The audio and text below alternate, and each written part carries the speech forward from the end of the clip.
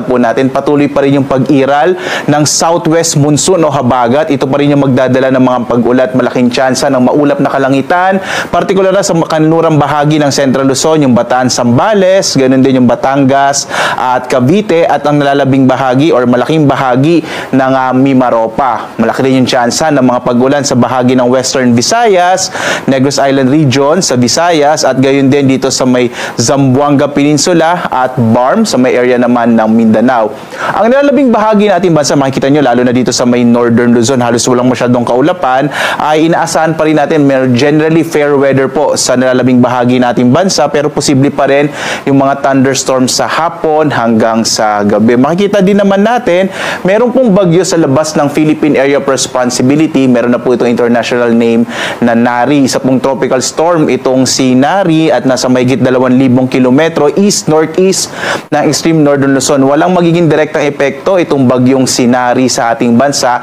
at ito nga ay patungo na sa bandang Japan. Posible po itong maglandfall or tumungo sa may area ng Japan bandang araw ng Martes or Miyerkules. Ito pong Nari ay mula sa bansang South Korea, nang ibig sabihin po ay lili. No?